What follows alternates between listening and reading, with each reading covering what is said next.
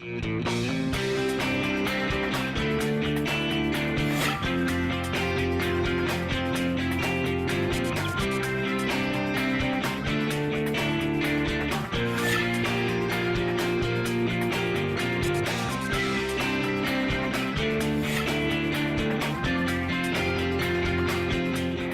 I'm Avery Davidson. And I'm Kristen Oakes-White. Thank you for joining us for This Week in Louisiana Agriculture, the only TV show bringing Louisiana farmers and consumers together every week. We have a lot to cover in this week's show. President Donald Trump visited Southwest Louisiana this past week to talk about energy and trade. His visit comes during a continued trade war with China, with both sides now levying tariffs on the other, including on a number of agricultural products. While the Trump administration has promised efforts to reduce the impact on farmers, the markets have certainly suffered because of trade woes, huge surpluses of grain, and depressed markets. Pork production in China is a factor in those depressed markets. The recent outbreak of African swine flu in China has killed hundreds of thousands of pigs. LSU ag economist Michael Diliberto points out that it's not just the trade dispute making things difficult for the soybean markets.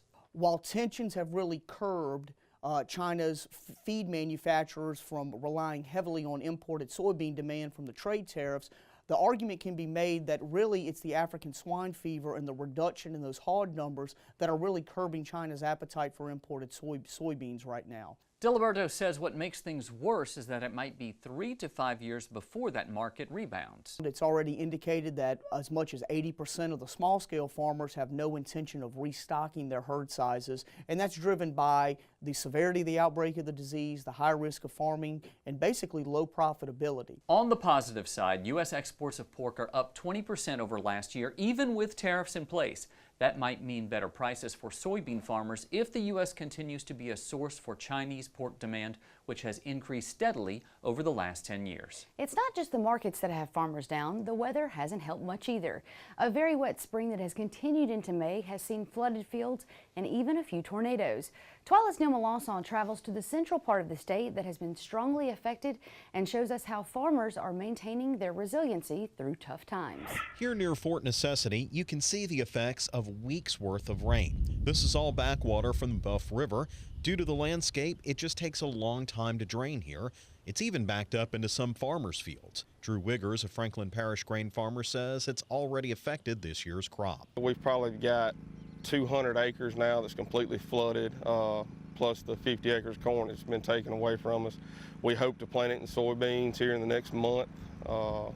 We don't like to rely on insurance. We have it, but as you know, it's not something that makes you whole. We don't want to have to use that tool if you don't have to. The water is really hard on not only the crops, but the soils. That's why the Wiggers family uses erosion control programs from the NRCS. Drew says while they can't stop the water, they can sometimes outsmart it. For our farm and our operation, it's been a great asset for us. We've been able to purchase a lot of equipment and step into more technology-based farming that we may not have had the opportunity to do if it wasn't for the CSP program. In a different field, we're following NRCS District Conservationist Jason Hardy. He says that while these fields didn't flood, they have seen a lot of rain. NRCS programs are helping this corn stay rooted. As you can see here on a minimum till cornfield, you have your stubble, your last year's crop stubble all along the ridge. The farmer, they don't plow the land. They plant in a stale seed bed, and it reduces erosion tremendously. Hardy says the Wiggers' use of buffer strips along the field is a win for both their farm and the environment. Like before all this filter strip was installed, you had tremendous amount of erosion as you go down this gradient, this field. It was bare soil, a lot of erosion, a lot of soil leaving, going all the way around, going into Buff River, Turkey Creek, the major waterways. And when you're capturing this soil, you're reducing the nutrient runoff. You're also reducing the pesticide runoff. The programs are so effective on the Wiggers farms, Drew not only uses them, but sits on the District Conservation Board. It may not be a perfect fit for every farm, but it can help you to start doing some practice you wanted to do that you just didn't have the capital to start up with the cost share program through CSP, and something that you may already be doing that would qualify for the program to get you a little financial assistance with it. Since I shot that story, they've gotten a lot more rain in Franklin Parish, and there's even more water in some of those fields you saw. Many farmers in north and central Louisiana might not get to plant those acres at all, in fact. At Wiggers Farms, they're still considering some late soybeans, but the window for planting is closing fast. And speaking of Wiggers Farms, I have with us Carl Wiggers. Of course, this is your family farm, your dad and your cousin there, Drew. And I know one of the things I was very impressed with is the fact that they have to make very big decisions seemingly on the fly. Yeah, that's one of the things. There's some fields that they've, for years, considered to be some of the last ones to plant because of the backwater that comes up every year. But over the last probably, I'm guessing, decade, that we've really seen the trend where that water is starting to creep further and further into the farm. And that's one of the places that we're starting to see the real value in those NRCS programs. And of course, Scott Wiggers, his dad, is very concerned about conservation efforts, but those NRCS programs you saw, it seems when you look at that water and the effect it has, it's not just about conservation, it's a necessity for that soil. It really is, and that's something that my dad, Drew, Uncle Rusty, and Uncle Bonner, Uncle Bonner has been featured on the show with his involvement in NRCS. That's something that the entire family has really made a priority for my entire life. I remember doing in probably 4th, 5th, 6th grade doing a social studies project, you know, talking about the differences in that EQIP can make to help, you know, keep that soil from eroding away. And that's just, it's become an essential tool for our farm to be able to be a viable, you know, farm, you know, in the future. I know they have no idea what kind of weather is going to be held even for the rest of May, but I know they're at least glad to have that constant, because I know, I mean, that's just, rain is just unbelievable. Weather is everywhere, and it's one of the things that I guess in Louisiana we just have to live with and learn to adapt to, like my family does. But I mean, as much rain as they've gotten, Ruston had those terrible tornadoes, and yeah, it's really bad. That's one of the things. Thank you for doing that story, but let's move to Ruston. That's where it's really at. A few weeks ago, a storm moved through Louisiana, bringing tornadoes from Toledo Bend to the state's border northeast of Farmerville. The worst tornado to touch down was an EF3 that ripped through the heart of Ruston, Louisiana. After the storm cleared, I traveled to Ruston to meet a host of volunteers helping with the recovery. That's where I met a poultry farmer who lives right on the path of the storm. For him, removing downed trees from the road to his farm is just the beginning. We had no knowledge of any tornado threat until the weather radio went off at our home. It was almost through by the time we got the weather alert. So we really didn't have but just a very few minutes to do anything, to take any action, you know.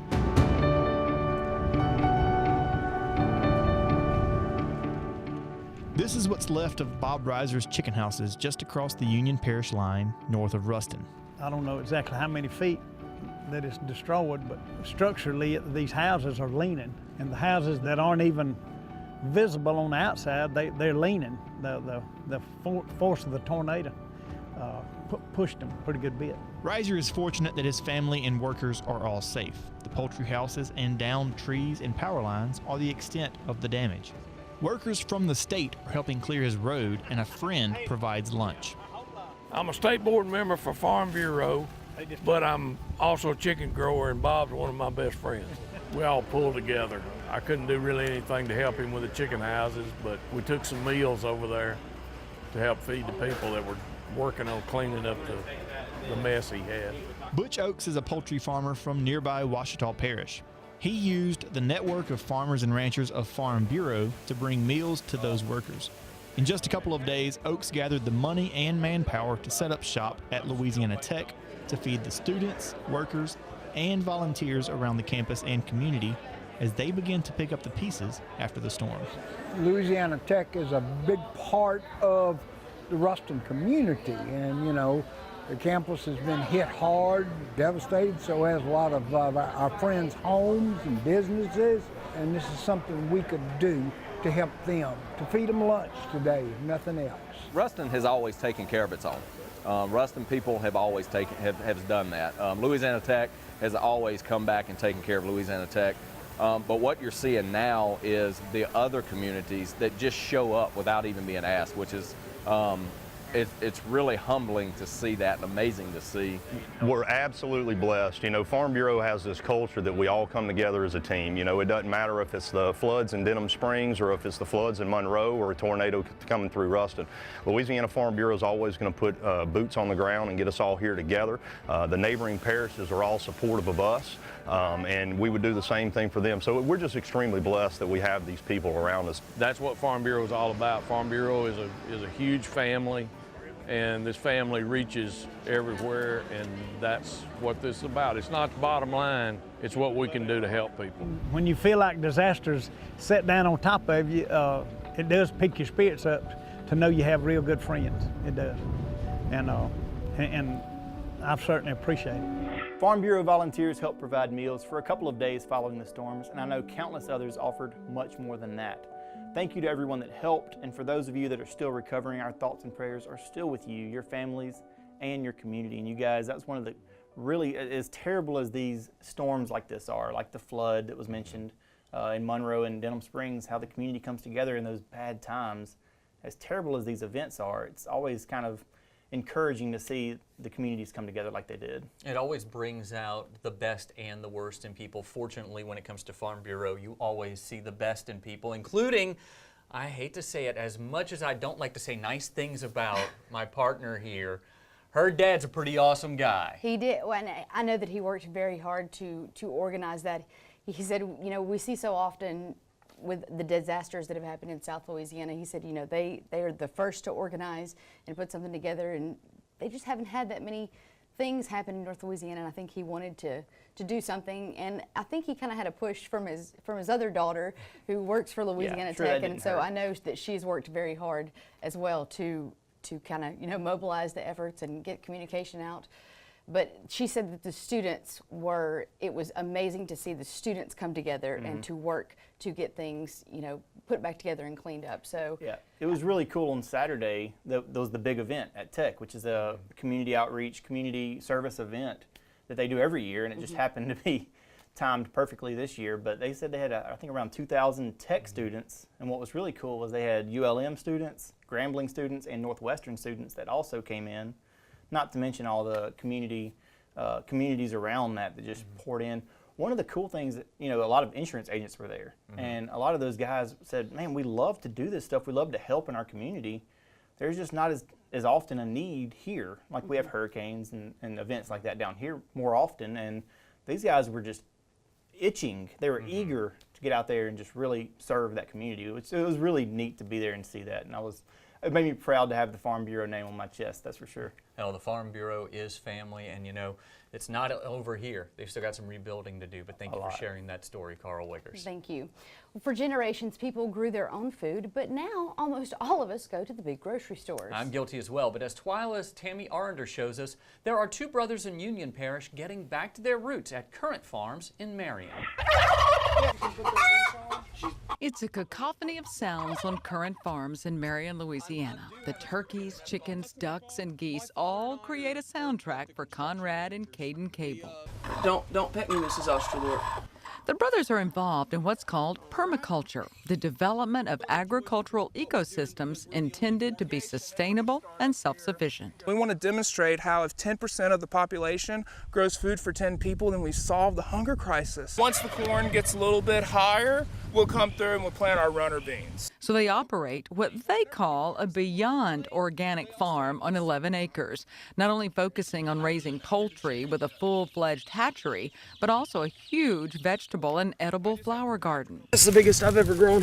Caden, who's affectionately known as Tuna, and Conrad started one of the first CSAs in Northeast Louisiana. That's community-supported agriculture, where consumers pay them at the beginning of the growing season and get a weekly box of their produce and fresh eggs. I hope that they walk away with like a certain gratitude, like they're thankful that they're able to actually have good nutritious food.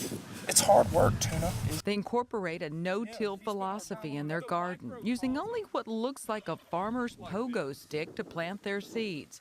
They also rotate the animals around the land to give the soil and its nutrients a chance to restore itself. Nothing is wasted. Chicken manure and raked leaves create mulch/fertilizer, and even loose feathers are picked up and their mother creates beautiful artwork on them. There's a barn, pond, driveway. The brothers still work a day job with their father, making remotes for welders all over the country. But it's definitely the passion for providing hand-picked products, compliments of Mother Nature, that keeps them together. It's more than a hobby, and it's more than our millennial side hustle. It's really a lifestyle. It makes you feel better in your body and your soul, and it's an honor to provide somebody with that service. In Marion, I'm Tammy Arender for This Week in Louisiana Agriculture.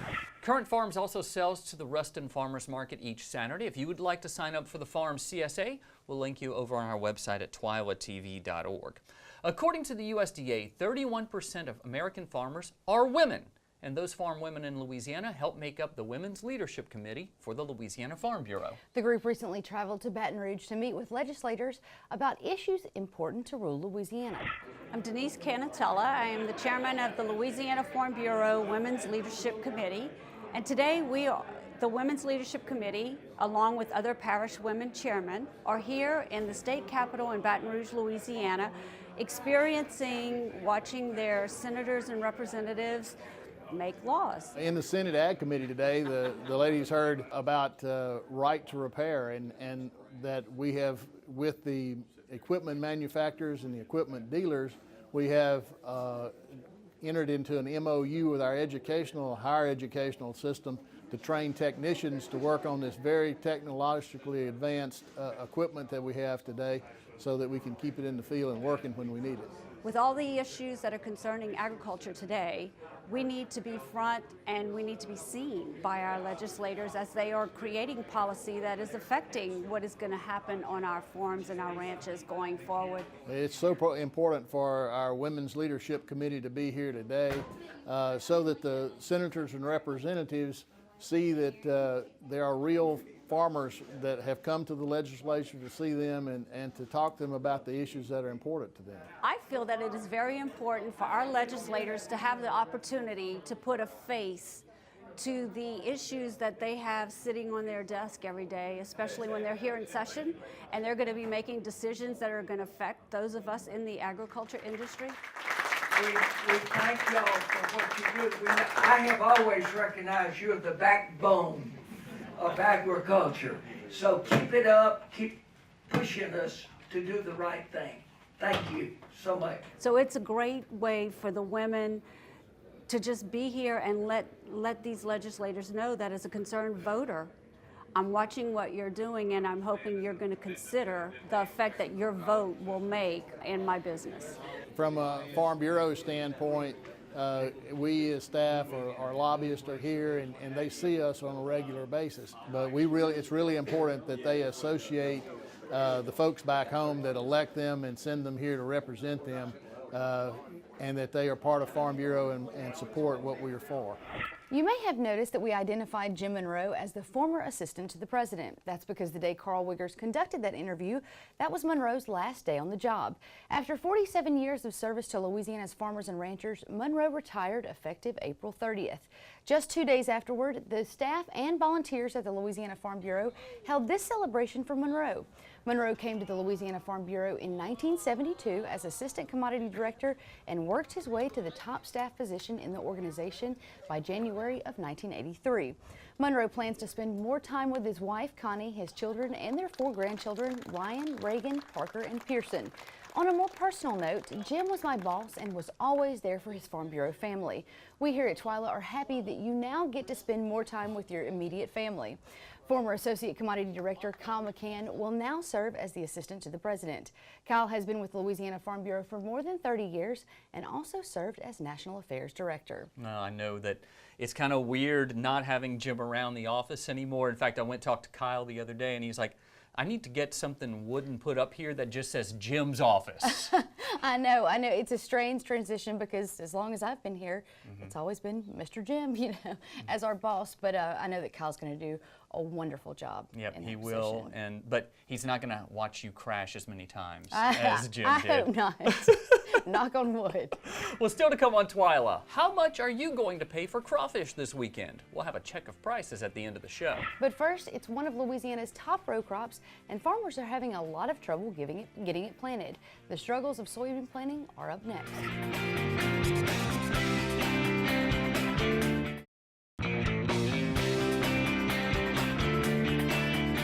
Right now, we're in the middle of a window you know very well, Kristen, when Louisiana farmers are planting soybeans. And week after week of rain is making for a tough planting season.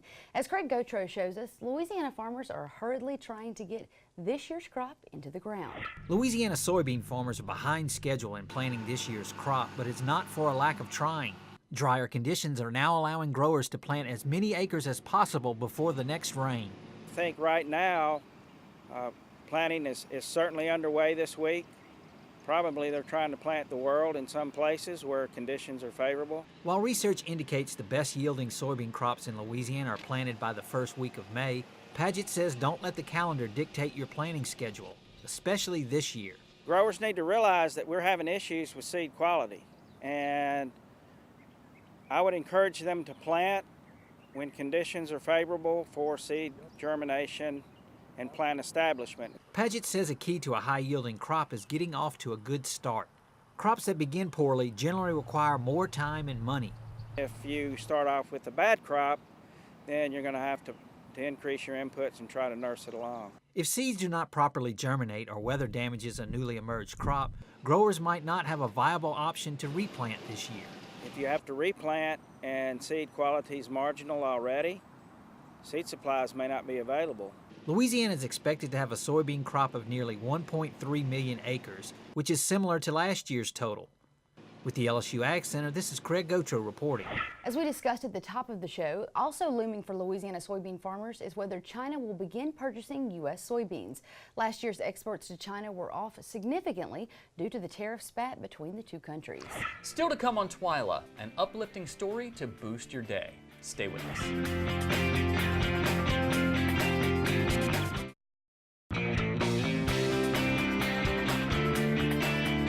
Graduation parties are in full swing across the state. With prices low, crawfish is the perfect item to fill your graduation party menus this weekend. Even with the rainy weather that Louisiana has experienced, we can still see the low prices for crawfish throughout the state. If you're traveling to Lake Charles this weekend, you might want to make your way over to Heads or Tails, where you can find live crawfish for $2 a pound or boiled for $4.25 a pound. If you're in the Alexandria area and you're looking to get the most bang for your buck, stopping by Louisiana Gulf Coast Seafood might be the destination. They're selling live crawfish for $1.69 a pound and boiled for $3.95 per pound. Making our way to the northern part of the state, Captain Avery Seafood Market, yes, I'm the captain, it's over in Monroe, is offering live crawfish for $2 a pound or boiled crawfish for $4.50 a pound. And no, it's not really my place, so I don't get a discount. I'm very sorry and sad about that. Well, be sure to shop around to find the lowest crawfish prices in your area. As always, we want to thank our friends at the Louisiana Crawfish Promotion and Research Board, which reminds you to ask before you eat. Between natural disasters and a bleak commodity market, it's not hard to see why the farming community may be feeling a little down right now. But this week, we have a TWILA boost that will surely lift your spirits. Last fall, LaSalle High School FFA member and Eagle Scout Braden Lee came up with an idea to give back to his local community by restoring the greenhouse for his fellow students at LaSalle High School. Braden created a plan called the Go Green Greenhouse Restoration Project and took to social media to accomplish his goal. With the help of local volunteers and donations, Braden successfully completed his Go Green project and rebuilt the greenhouse at his high school. We posted a link to the Go Green project on our website at twilatv.org. That is pretty darn cool. It's pretty cool and pretty impressive for a high school student to accomplish all of that. We always like to see when they do well. That does it for this edition of TWILA. Be sure to join us next week when I'll take you to Youngsville to introduce you to the Louisiana Farm Bureau Ag in the Classroom Teacher of the Year. Until then, you can watch all of our stories online at twilatv.org and by subscribing to our YouTube channel. If you haven't already, go there now and do so you don't miss a single story. Also, be sure to like us on Facebook, follow us on Twitter and Instagram. For all of us here at TWILA, thank you for joining us. We hope to see you again right here next week.